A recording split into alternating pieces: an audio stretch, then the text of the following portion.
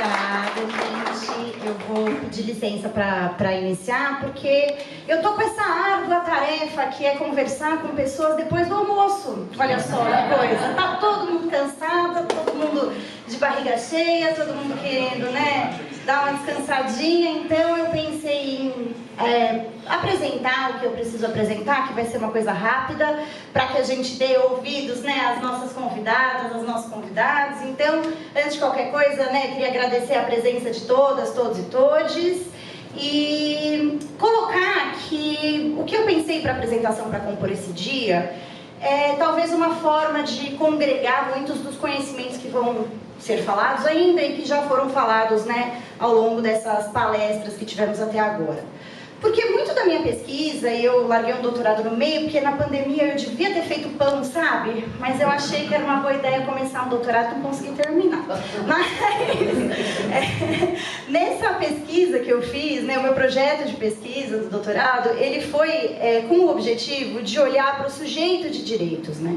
Quais são as características desse sujeito de direitos e quem que a nossa legislação reconhece ou deixa de reconhecer, e cuja existência tem cada vez se tornado mais relevante em termos de pautas, até para a construção de políticas públicas.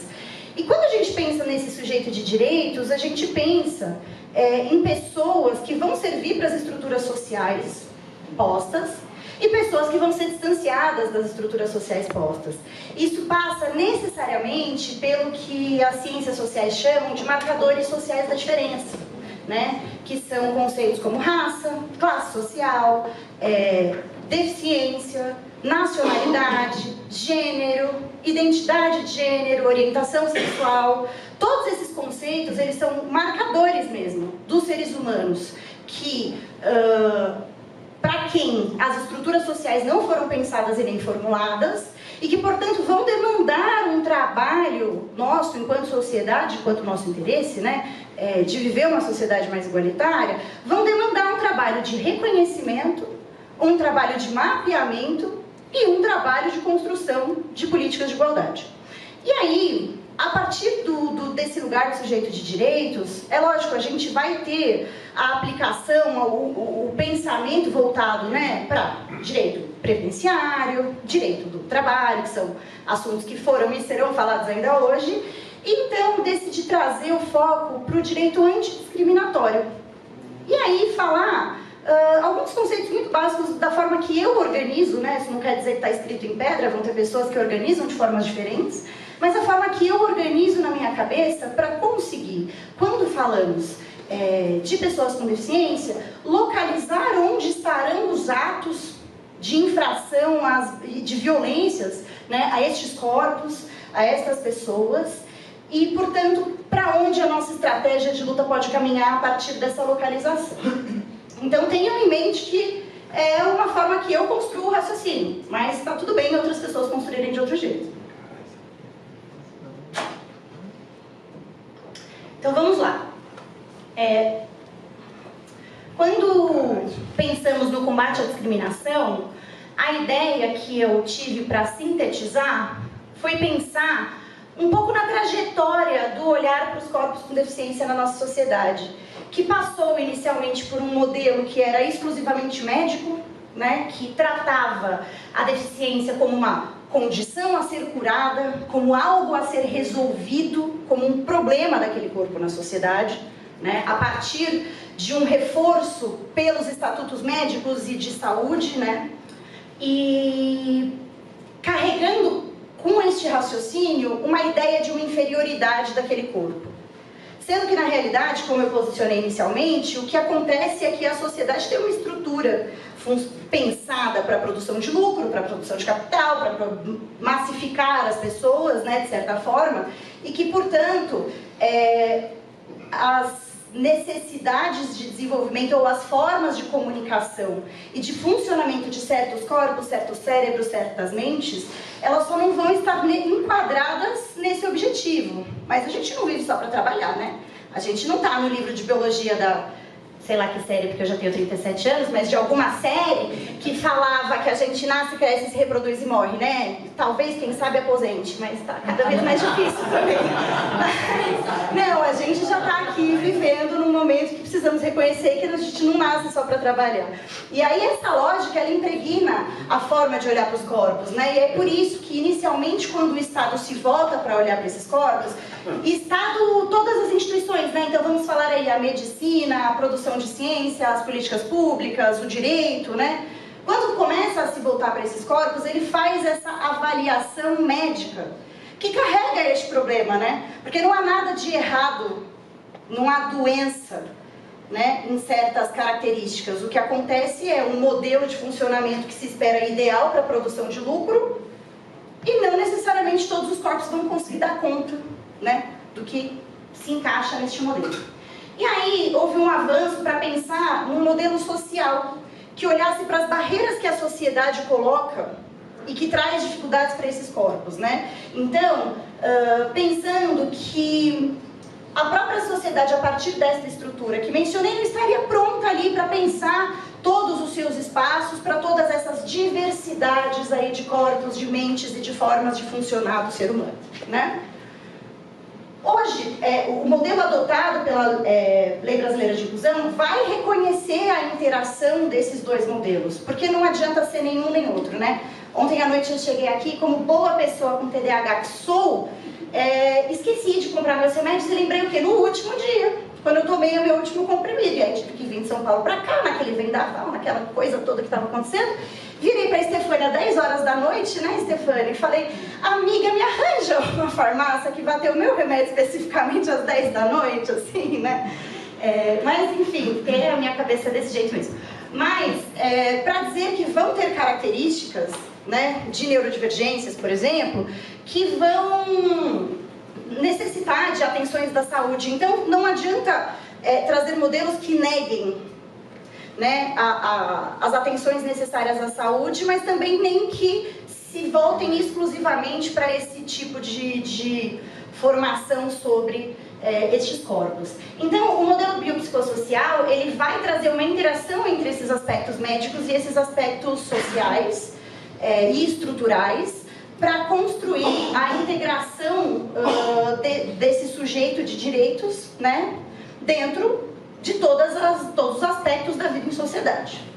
E aí, por que eu separei assim? Primeiro porque historicamente, né, acho que é sempre interessante trazer isso, mas segundo porque eu percebi que quando existe capacitismo, ele vai passar por uma dessas formas de enxergar os corpos com deficiência.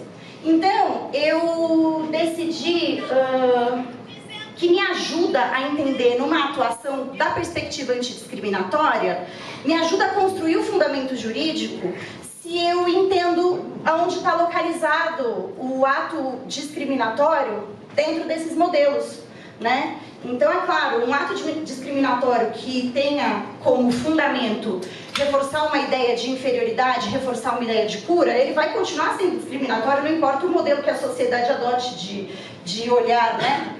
Mas isso me ajuda a construir a narrativa jurídica que a gente usa, né? Nos casos que a gente atende, nos trabalhos que desenvolvemos. Então, a partir desse capacitismo, e aí eu gosto de trazer alguns exemplos práticos, porque eu acho que nem sempre as pessoas entendem que certas falas ou certas formas de pensar são capacitistas, mas muitas vezes são.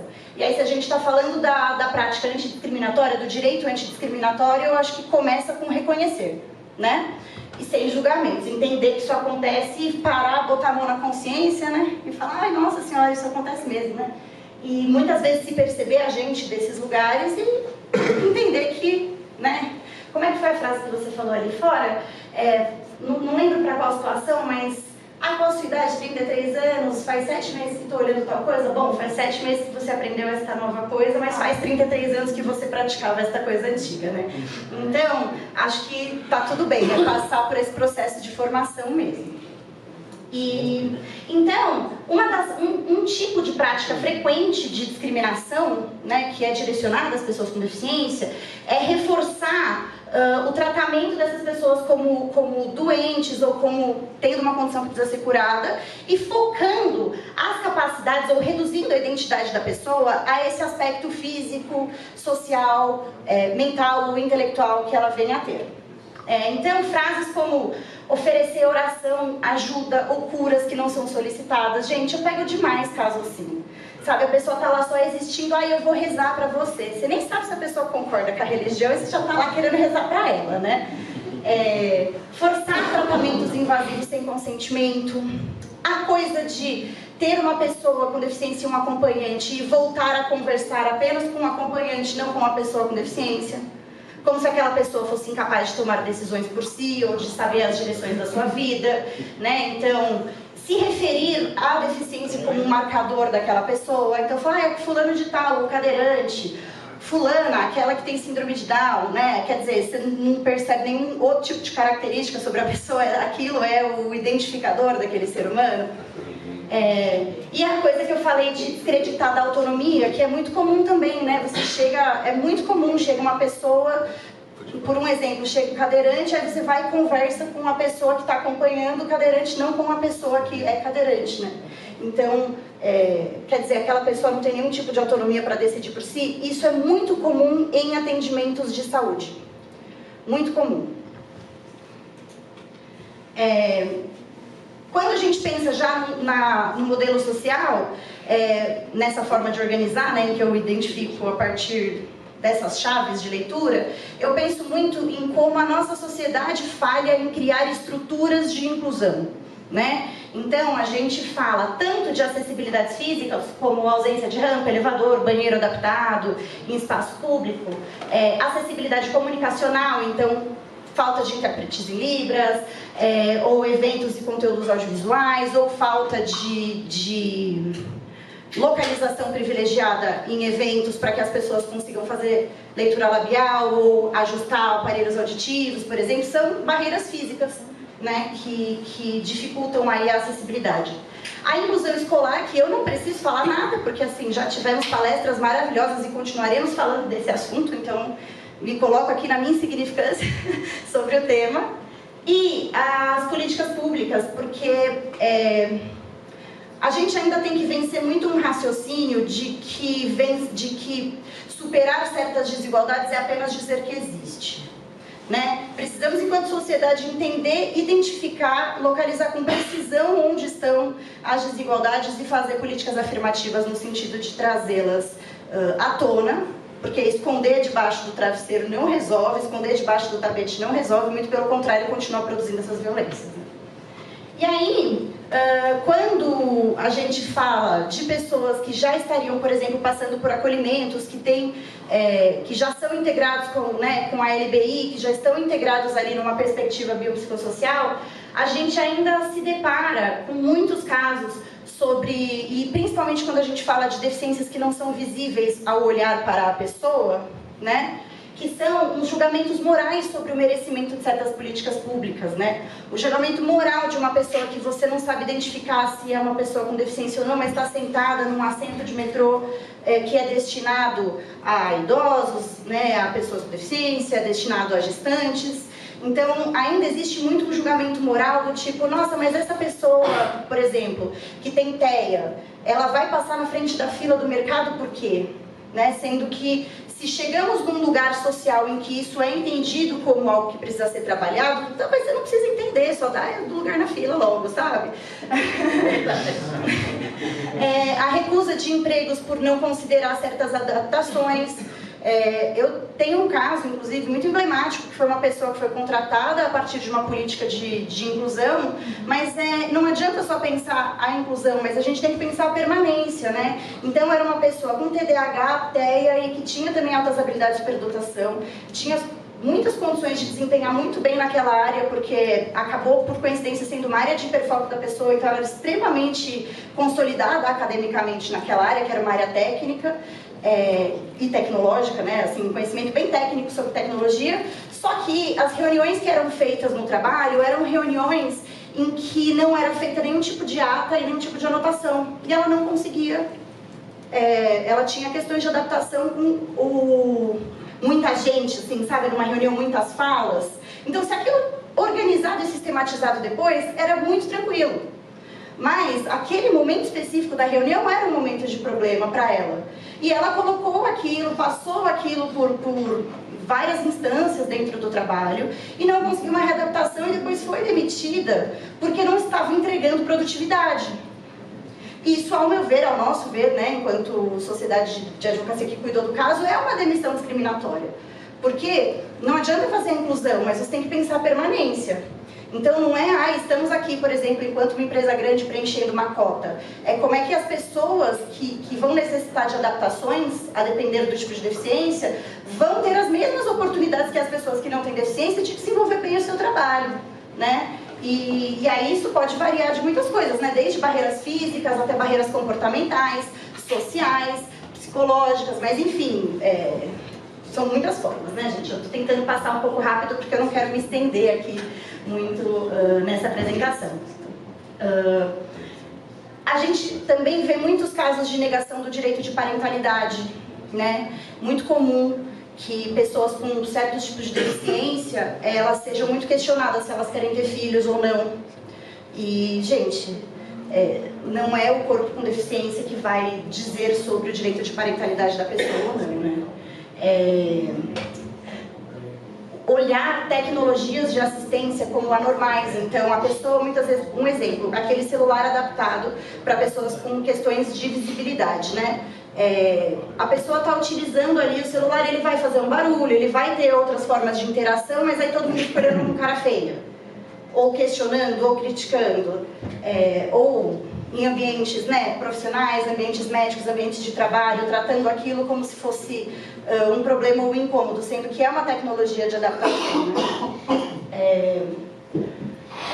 E aí a gente vai para um lado que sempre me entristece também quando aparecem casos assim. Eu tive um caso fiquei muito... Bom, ganhamos, foi muito bom, mas assim, a pessoa teve que fazer uma retratação, pagar uma indenização e tudo mais, mas no condomínio viu uma pessoa com dificuldade de locomoção e xingou de um monte de nomes capacitistas aqui que eu não vou ficar reproduzindo, mas quando a gente passa também para o tipo de ofensa que não é velada ou indireta, né, mas quando a gente passa para analisar situações de ofensas diretas, né? Então, falar que a pessoa é um peso, chamar de nomes pejorativos, existe também um lado da sociedade que coloca uma certa curiosidade fetichista sobre a vida sexual, ou anula a vida sexual de pessoas com deficiência por completo, ou coloca no lugar de uma curiosidade fetichista e fica perguntando como é que é, sabe? Gente, você não vai perguntar isso pra ninguém, entende?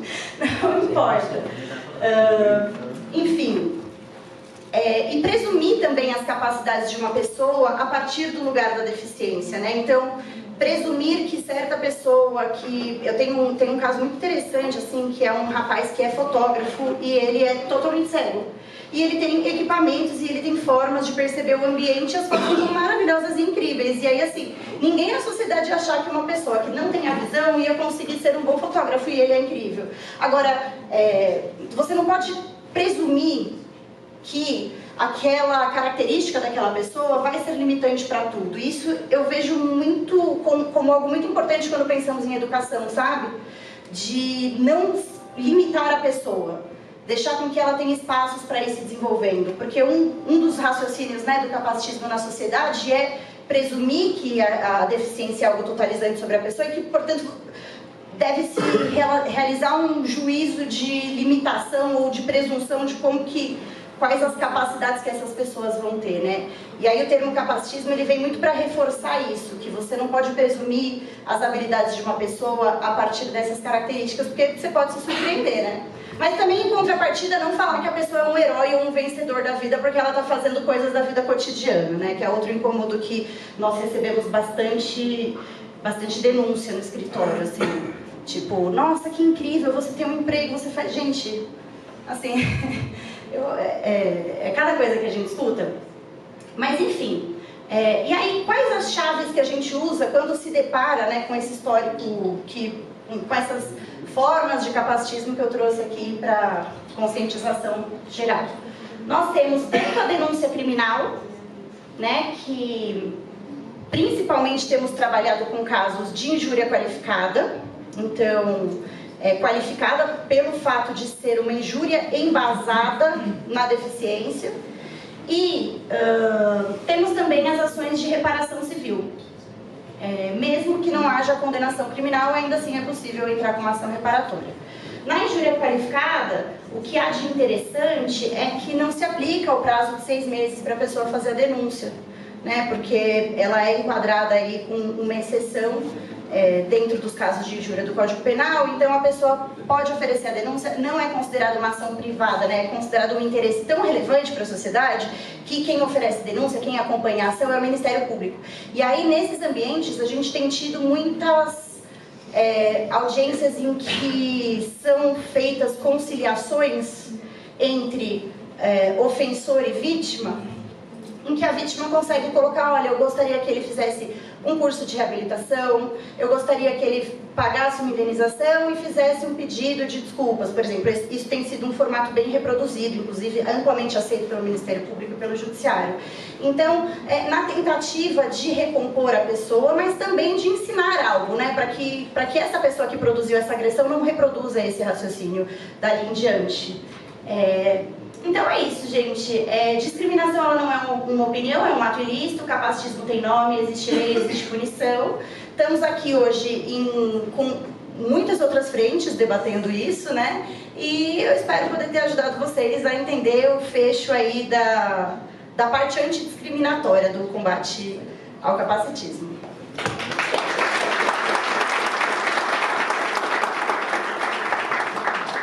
Aí acho que só precisa desligar aqui, né? Ou deixa ligado, também não sei. Gente, dá para você ter espaço.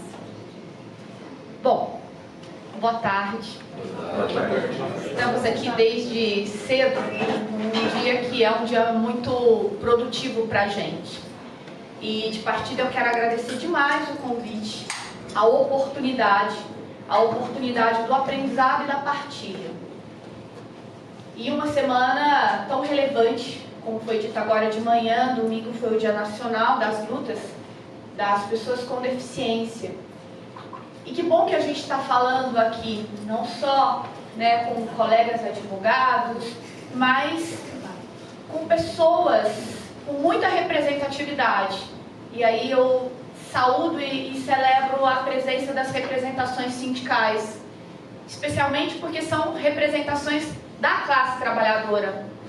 Quando a gente está falando de tudo isso aqui, de políticas antidiscriminatórias, a situação da escola, né, a situação da sociedade atual, a gente está falando da sociedade em que está inserida a sua quase totalidade, que são trabalhadores e trabalhadoras, que dependem de políticas públicas. Mas dependem de políticas públicas para quê? Justamente para que possam construir o seu projeto de vida, o seu projeto de felicidade, e é disso que se trata. Eu me chamo Perla, eu sou advogada, professora universitária, e hoje eu estou vereadora, né? Porque é importante que a gente diga que essas funções públicas que a gente alcança pelo mandato, elas não são profissões, né? Então eu sou advogada, eu estou vereadora, é algo passageiro, é aquele momento que a gente dá a contribuição do nosso acumulado para a sociedade. E isso também é o que eu estou fazendo aqui hoje, tentando trazer um pouco daquilo que a gente vai acumulando com a nossa bagagem, com a nossa vivência, com a nossa experiência de vida, e experiências de vidas que foram atravessadas por outras vidas. E é isso que faz a nossa jornada mais ainda rica, né? Por que a gente está falando de políticas públicas como proposto aqui hoje? Primeira coisa, a gente tem que pensar o que são as políticas públicas.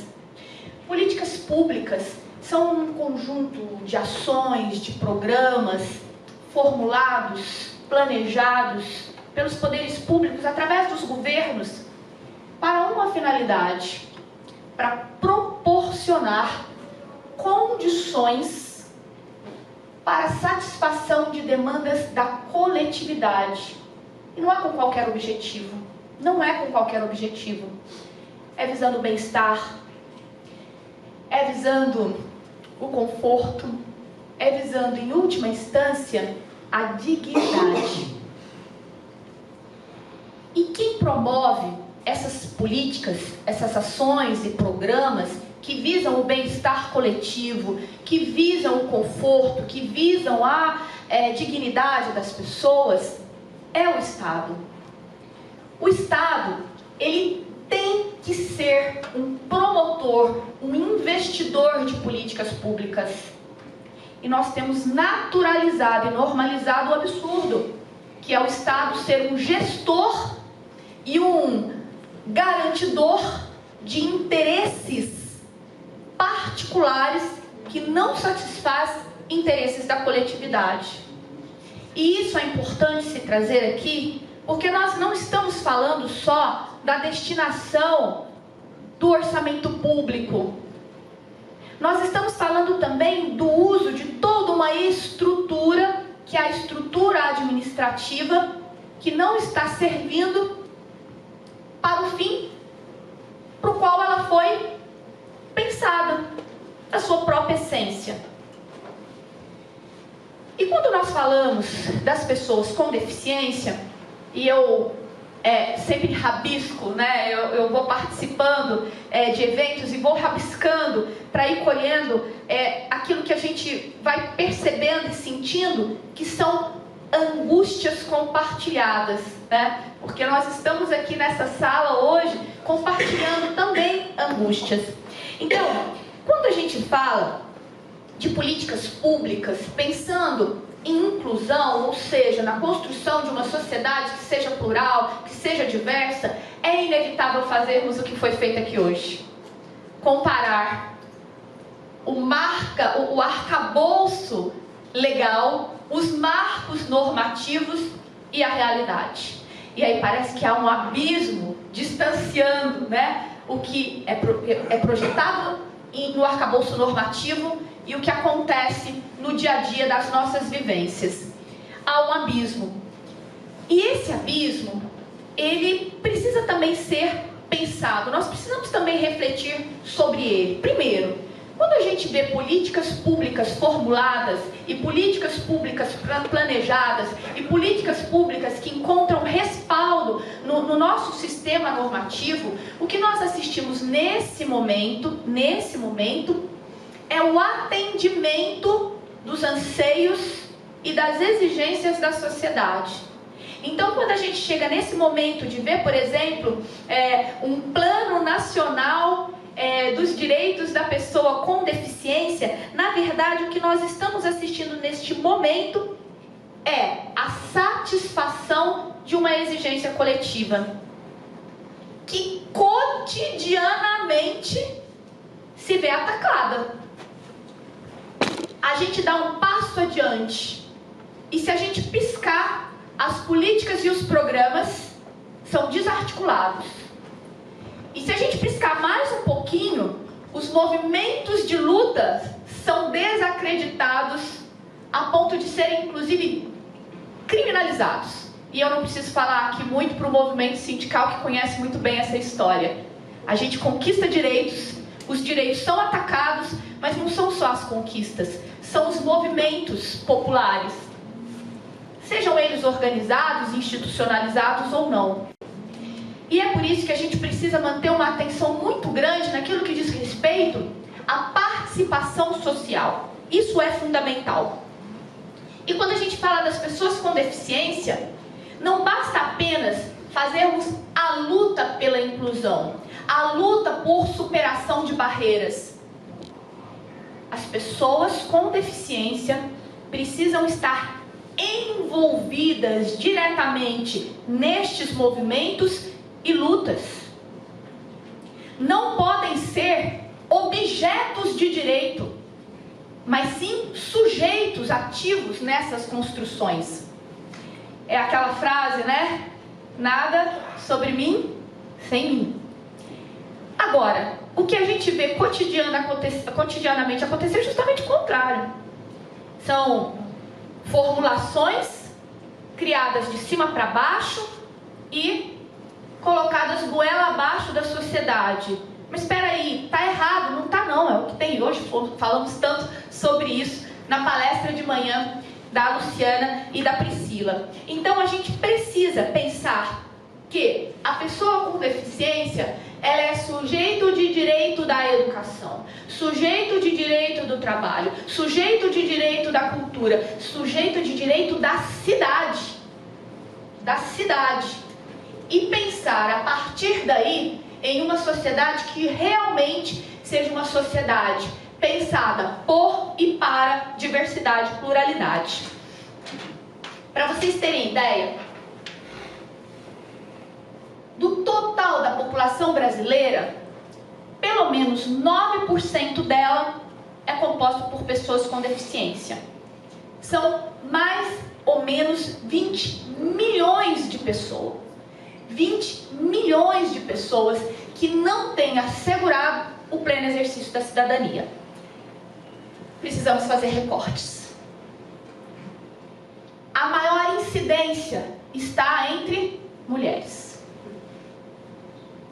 A prevalência entre pessoas pretas. E uma incidência muito maior, chegando a quase 50% em pessoas maiores de 60 anos.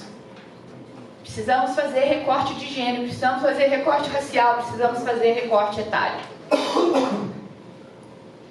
A taxa de analfabetismo é 5 vezes maior para pessoas com deficiência. 5 vezes maior. E quase 80% das pessoas com deficiência estão na rede pública de ensino. Nessa rede pública que a gente contou agora, na parte da manhã, né? Qual é a educação que se oferta para essa população? E 30% da população praticamente não está, apenas 30% das pessoas com deficiência está no mercado de trabalho, contra mais de 62% de pessoas que não têm deficiência. Por que eu trago esses dados e acho importante trazê-los? O espaço da escola não é um espaço para as pessoas com deficiência. O mercado, eu odeio essa palavra, de trabalho, não é um espaço para as pessoas com deficiência. E por que eu trago e reforço tanto a questão do trabalho e do emprego? Porque é através da escola que as pessoas conseguem desenvolver todas as suas habilidades e todas as suas potencialidades, inclusive do ponto de vista da sociabilidade. E a gente vive numa sociedade que, infelizmente, não prescinde do trabalho. Infelizmente. A ponto da gente ver a escola como um espaço produtor de mão de obra para o mercado de trabalho. Quando a gente vê adolescentes nas escolas com deficiência, adolescentes, estudantes com deficiência na escola, já em uma idade que pode ser aprendiz ou já ingressar ao mercado de trabalho, vamos desenvolver a habilidade para ser empacotador de supermercado. Porque eu olho aquela pessoa única e exclusivamente como mão de obra para ser explorado no mercado. A gente vive um processo tão profundo de desumanização. A gente vive um processo tão profundo de objetificação, de reificação de pessoas. E essa é a engrenagem que tem movido a nossa sociedade. E isso é perigoso, porque isso é uma grande barreira para a inclusão. Nesse contexto atual em que nós vivemos, a gente tem sim avanços em políticas públicas para a inclusão. Se a gente não falar que a gente avançou um pouquinho, a gente está mentindo. Principalmente quando a gente dá uma olhada para a própria legislação brasileira, a gente vê avanços. A gente vê que há muita gente pensando e formulando na academia, nos movimentos sociais, isso sim entrando para dentro dos governos, sem dúvida nenhuma. Mas, apesar desses avanços, os desafios, gente, eles são tremendos, eles são gigantescos.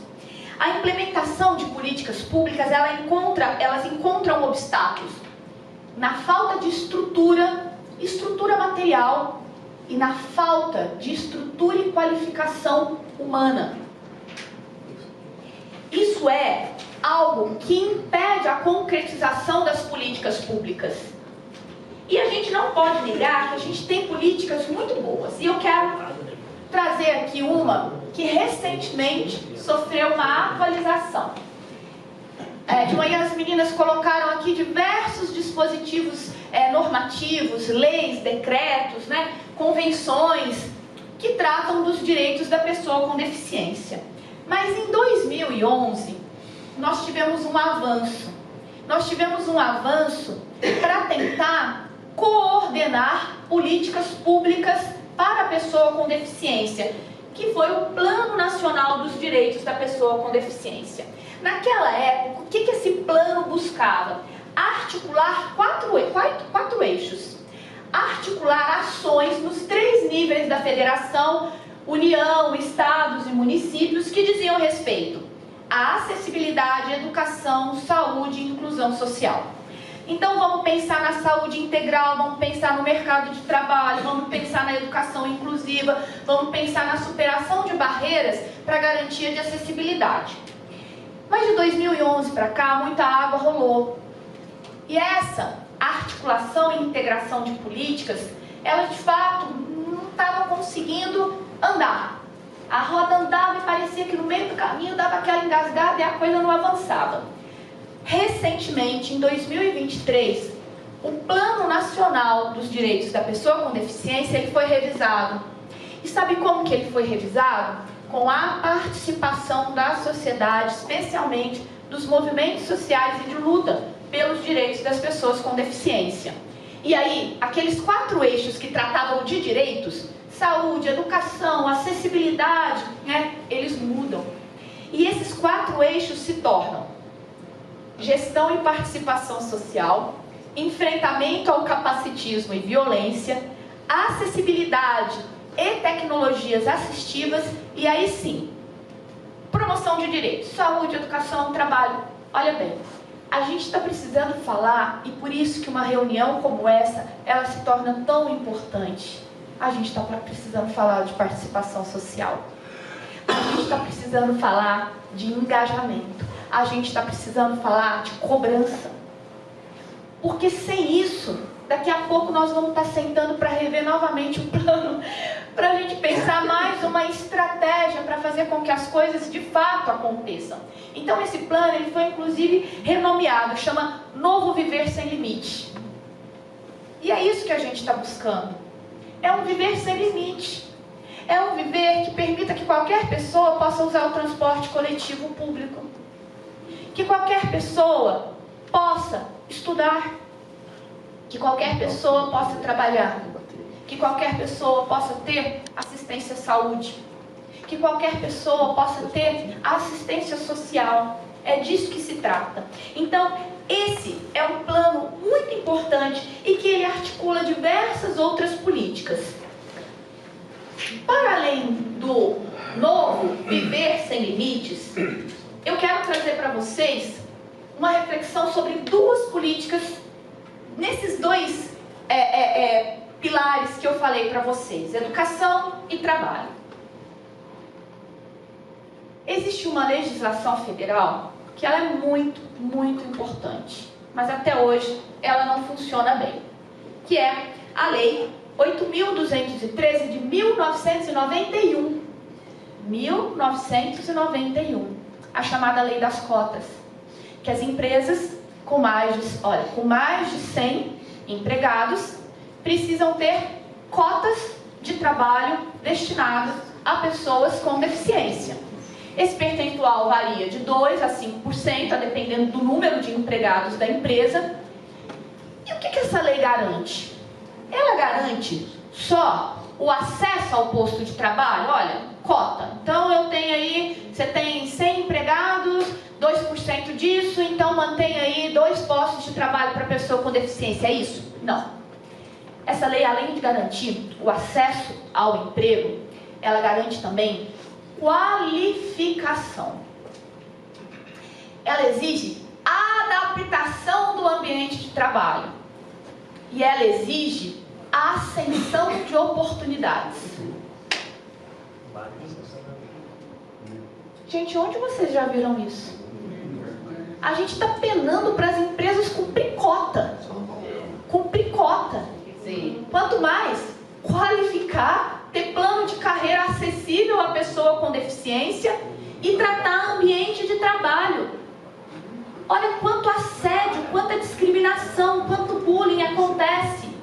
E vejam, quando a gente pega a lei de cotas, a gente precisa trabalhar com números. De fato, nos últimos 30 anos, desde que essa política pública foi criada, a gente teve sim um aumento do número de pessoas com deficiência empregadas. 60% no último ano foi um incremento. Então a gente teve um avanço de pessoas ingressando. Mas esse 60% de incremento, ele preenche cerca de 50% das vagas existentes. Então, se a gente pensar no tamanho das empresas que existem no Brasil e do percentual que deveria ser destinado às pessoas com deficiência, cerca só de 50% dessas vagas estão sendo preenchidas. A gente está em 2025. A gente está em 2025. E o que está faltando, então, para a lei ser cumprida? Em primeiro lugar, o que vocês acham? O que vocês diriam? Tem uma lei que não está sendo cumprida. O que está faltando? Cobrança. Fiscalização. Como? Se as gerências do Ministério do Trabalho e Emprego foram desmontadas, se o serviço público está sucateado, se falta auditor fiscal, se não tem protocolo integrado com os sindicatos para que eles ajudem no cumprimento da legislação vigente, vocês percebem que tudo é um projeto político? Tudo é um projeto político. Então, quando a gente fala assim, olha, a gerência regional do trabalho precisa ser reestruturada, a gente não está distante da defesa dos direitos das pessoas com deficiência. Muito pelo contrário, a gente está muito próximo. Porque a gente precisa que a legislação seja cumprida e ela não tem sido, né? E quando a gente vai para a educação? Eu ia pegar texto para ler, mas não vou pegar. Gente, quando a gente vem para o lado da educação, a gente conjuga desafios e fragilidades. Primeiro, que a gente tem uma educação que não é pensada, estruturada, executada, concretizada para as pessoas com deficiência, para as pessoas que têm alguma característica ou condição que gere um impedimento e que precise de superação de alguma barreira. A gente não tem. E segundo, que a educação que a gente tem hoje é uma educação que prepara as pessoas para o mercado de trabalho na lógica da competição. Dá para competir? Dá para colocar pessoas singulares para competir? E depois reforçar a ideia da meritocracia? Isso me dói tanto. Isso chega a me emocionar, porque é de uma dor tão profunda, e a gente não consegue fazer a crítica a esse estado de coisas. E parece um novelo tão emaranhado que você não consegue achar a ponta para começar a desenrolar. A legislação hoje, eu não vou dizer que ela está perfeita, mas a gente não tem nem como julgar se ela precisa ser aprimorada ou não, porque até hoje ela não foi cumprida. Então, como que eu vou criticar uma estratégia pensada para ter um professor de AEE com uma sala de recursos multifuncionais, um professor de apoio pedagógico mediando em sala de aula em apoio ao professor regente e profissionais de apoio escolar para o atendimento das necessidades do público-alvo da educação especial. Hoje é isso que está pensado. Então, se o estudante precisa de alguém que faça mediação do processo pedagógico, então eu tenho que garantir um professor lá dentro da sala de aula ajudando para fazer o quê? A adaptação. O currículo tem que ser flexível, mas ele é flexível e daí? O currículo vai se adaptar sozinho? Não, precisa de alguém. Gente, a gente precisa de gente para cuidar de gente. Não existe outra alternativa. A gente precisa de pessoas. Tudo bem, contraturno. Olha, tem um professor de AE com a sala de recursos que pode... Por que é importante o professor de AE, do atendimento, né, da educação especial, por que é importante ele estar no contraturno com o estudante? Porque existe um tal de PEI, né, que ninguém nunca viu, né, as mães nunca viram o PEI e elas pedem, mas não é acessível, que é o plano educacional individualizado. Então a professora de AE, ela olha para aquele estudante, conversa com o professor mediador, com o professor regente, de preferência, né, com a equipe multifuncional que atende a criança, seja na rede privada, seja na rede pública. Para quê? Fala assim, olha bem, qual é a melhor estratégia aqui para a gente desenvolver as habilidades dessa pessoa? A gente está falando de gente, dessa pessoa. É isso que a legislação prevê. E aí a gente vai falar que essa estratégia dá certo, não dá certo? Ela nunca foi implementada. Eu contei aqui para vocês, nós temos cerca de 1.500 estudantes laudados na rede pública municipal, quase 400 têm liminar dizendo que eles precisam de apoio pedagógico e professor de apoio, apoio escolar e professor de apoio pedagógico em sala de aula. A conta não fecha. Gente, eu estou falando 300 professores de apoio pedagógico para 400 alunos com liminares, para 1.500 alunos laudados. Quando eu falo 300, você fala assim, ah, mas é só dar uma ajustadinha aqui, põe 3 alunos para 1 e perfeito. Vocês esqueceram que tem turno, que tem jornada, que tem falta? A conta não fecha, a conta não bate. Nós temos 140, mais ou menos 140 escolas na rede pública aqui, Priscila. 114 são próprias, as outras conveniadas. Eu tenho turno, eu tenho salas de aula, eu tenho escola aqui em Ribeirão Preto que tem 1.000 alunos. E por que essa política não foi implementada até hoje para a gente avaliar se está certo ou não? A gente não tem nem dados. Porque, me desculpem, eu pergunto em abril quantos alunos com deficiência tem. A rede me fala 980. 3 meses depois eu pergunto, tem 1.500? Tem alguma coisa errada aí, concorda? Tem. A gente não tem censo.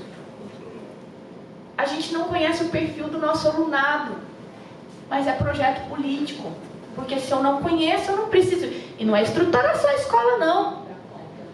Os estudantes de baixa renda não conseguem o diagnóstico da sua condição, porque dependem da rede pública de saúde. E hoje em Ribeirão Preto, no núcleo de atenção à pessoa com deficiência, o NADEF, a gente não tem psiquiatra, a gente não tem neuro, a gente não tem psicopedagogo. Como é que a gente vai poder ajudar a construir? E o diagnóstico não fecha da noite para o dia, e nem com um profissional só. A gente está falando do que há de mais complexo na nossa existência, que é o ser humano. A gente podia aqui ficar falando horas, mas eu quero trazer só um outro detalhe para vocês. Da próxima vez eu juro que eu faço slide, é porque eu gosto tanto de... eu gosto de conversar. Eu presido aqui o Fórum da Educação Especial da Câmara. E esse fórum ele tem sido construído principalmente com as famílias e profissionais. Não é fácil para os profissionais também participarem, porque o poder público tende a olhar o movimento da sociedade civil como um movimento agressivo. Aquele povo está tudo reunido lá, e isso acaba sendo um empecilho para participação, por exemplo, de servidores públicos, né? Ou, pior ainda, para os terceirizados, que podem ser demitidos no dia seguinte, né? Mas a gente está construindo esse fórum e aos poucos a gente está conseguindo trazer os profissionais, porque eles são fundamentais. Não dá para a gente discutir política pública desse tamanho sem falar com quem está lá no chão da fábrica, quem está no dia a dia, quem é que aplica as políticas públicas que são elaboradas. E nós fazemos uma reunião mensal nesse fórum, e eu já vou deixar aqui um convite para todo mundo. Vai ser muito legal a hora que a gente conseguir uma formulação de uma política pública para ser apresentada para a prefeitura e a gente lotar aquela Câmara mostrando força popular e o que de fato a sociedade quer como política pública. Mas a gente faz essas reuniões mensais e está crescendo muito o número de denúncias, a ponto de oficialmente me responderem que só vão priorizar com o professor mediador, com o professor de apoio pedagógico, alunos que tiverem liminares. O que a prefeitura está fazendo? Quer, judicializa. Isso é um disparate. Isso é um disparate. E aí, esses dias, uma mãe muito humilde me perguntou assim: então, eu vou ter que entrar com a ação para provar que meu filho tem que ter? Eu falei: sim. Não, você não vai entrar com a ação para mostrar que seu filho tem que ter. Você vai entrar com a ação mostrando que seu filho precisa e está sendo descumprido. Olha o que é incutido na cabeça das pessoas. O direito ela já tem. O que ela vai levar ao judiciário é a denúncia de uma violação de direito. E o que a prefeitura diz pra gente? Violo mesmo e só não vou violar se o juiz mandar eu atender. Gente, isso está formalizado no papel. Isso está formalizado no papel. Nós estamos normalizando o absurdo. E na última reunião, na penúltima reunião do fórum, nós combinamos que a gente ia, perto da reunião, abrir um formulário para as ocorrências, né, para que as famílias pudessem contar o que estava acontecendo com os seus filhos, público-alvo da educação especial. Nós recebemos, e a gente separou 54, eu não vou chamar de denúncia, porque não é uma denúncia, é uma ocorrência, né? Quem denuncia é o Ministério Público, né? Então é a notícia de uma ocorrência, de uma irregularidade, né? De uma violação de direito. Mas eu preciso contar para vocês, dos respondentes, mais de 90% eram mães. Mais de 90% eram mães. Não era à toa que hoje de manhã era uma mãe. Né, Luciana?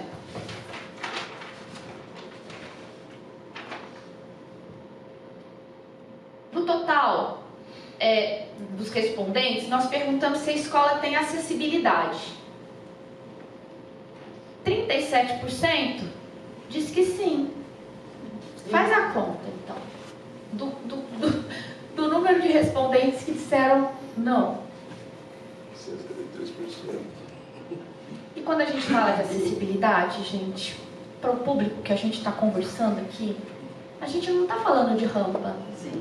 A gente não está falando de corrimão na escada. A gente está falando da ausência de um lugar e de uma maca para fazer a troca e a higiene de um estudante que depende. Sabe como tem escolas aqui em Ribeirão Preto que isso acontece? Sabe a sala de recursos multifuncionais? Então o professor de AE está lá, acompanhando um aluno de contraturno, chega um apoio escolar, né, um cuidador, bate na porta e fala: professora, você pode sair na sala para eu trocar a fralda do aluno? Aí todo mundo olha para aquele estudante cadeirante, sai da sala pensando: nossa, que saco, né? Porque é um saco. Estou no meio do processo, tem que sair. E não tem uma maca. A briga que a gente faz aqui em Ribeirão Preto é pelo mínimo. Do mínimo da dignidade. A gente está falando de decência, gente. A gente está falando de decência. A gente pergunta de cardápio adaptado. Quando a gente vai para a seletividade alimentar, gente, tem família que nem sabe que isso existe. E aí o poder público, que tem que fazer a adaptação, né, da merenda, joga a toalha e fala: pode trazer de casa. Não pode trazer de casa. E eu vou contar para vocês por que não pode. Existe um departamento, um núcleo, dentro dos governos municipais e estaduais, que é o Departamento de Alimentação e Nutrição Escolar. criança, principalmente de baixa renda, com seletividade alimentar, ela precisa dessas profissionais para ampliar o seu repertório nutricional. Se eu falo para a família, eu não tenho como adaptar, manda de casa, a criança perde a chance de ampliar o seu repertório nutricional e alimentar. Porque a mãe não tem acesso a profissional que pode ajudá-la.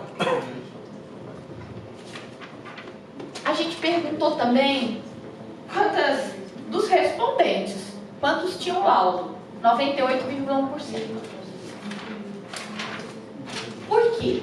Porque quem está indo atrás da união de força para sair disso é quem já está tentando todos os recursos, inclusive o judiciário. E aí vem o mais importante. Eu pergunto, seu filho tem liminar? Mais de 60% diz sim, meu filho tem liminar. Ó, meu filho tem laudo, 98% dos respondentes. Meu filho tem liminar, meu filho foi na justiça, a justiça diz que ele tem direito.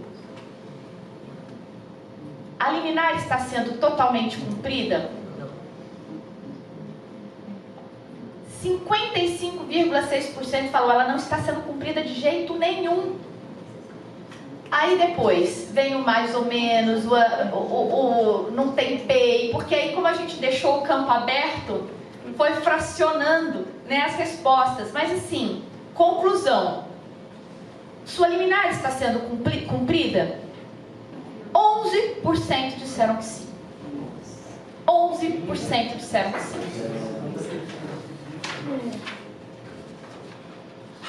Seu filho precisa de apoio escolar? Sim, 87% disse que eu nem vou olhar mais isso aqui para falar para vocês, porque eu quero contar uma outra coisa em relação ao apoio escolar.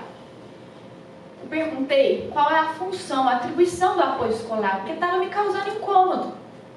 Porque vocês estão contratando apoio escolar para fazer o quê? Receber o aluno com deficiência, acompanhá-lo nas necessidades fisiológicas, alimentares do aluno, público-alvo da educação especial. Mas aí eu chego na escola, o que o apoio escolar está fazendo? Monitor, inspetor, cobrindo falta de professor. Bom, pegamos dois exemplos. Dois exemplos das pontas. A gente nasce e precisa da escola como um ambiente de segurança, como um ambiente de fomento ao desenvolvimento de todas as nossas habilidades e potencialidades. E na lógica da sociedade que a gente vive, a gente cresce e tem que arrumar um trabalho. Vejam que essa lógica não é uma lógica que atende singularidades. Porque nós temos pessoas que não servem para esse mercado assim pensado. E aí? Dão um jeito, vamos enfiar, arranjar alguma coisa para fazer. Mas nós estamos pensando em ponta, educação e trabalho. E a gente precisa reconhecer que nós temos uma sociedade que não é pensada para cerca de 20 milhões de pessoas. São 20 milhões de pessoas que não têm investimento nas suas capacidades. E que daqui a algumas décadas vão ser tidas como um peso, um fardo para o Estado. Porque essas pessoas não estão tendo os seus direitos garantidos e são direitos que poderiam lhes assegurar autonomia, funcionalidade. E elas vão precisar de assistência social. Essa assistência que nega, burocratiza, impõe, né, repetição de atos. Nós estamos jogando massas e massas de pessoas para o desalento. Para o desalento. E eu gosto sempre de repetir o que uma das mães fala para mim. Ela sempre fala para mim assim: doutora, porque aí todo mundo fala, porque dá pra, a pessoa tem condições de se desenvolver, tornar autônoma, né, a trabalhar. Ela só fala assim: doutora, eu tô ficando velha e eu não vou estar aqui para sempre. O que vai ser do meu filho? Ela só quer que o filho dela seja feliz, se alimente, durma bem, cresça. Não é essa expectativa que a nossa sociedade foi forjada para depositar nas pessoas. O que eles entendem por sucesso, o que eles entendem por beleza, o que eles entendem por riqueza, o que eles entendem por valor. A gente precisa dar alguns passos atrás, pessoal, e retomar a direção de um processo civilizatório um pouco mais humanizado. Começa como debates aqui, mas a gente não pode sair daqui sem o compromisso diário de se recordar que tem lutas com as quais a gente tem que se juntar. Então, fica aqui o convite para participar da luta das meninas, das lutas que a gente trava aqui em Ribeirão Preto. E isso foi só porque a gente falou de um público vulnerável. As vulnerabilidades são imensas. As pessoas vulnerabilizadas são muitas.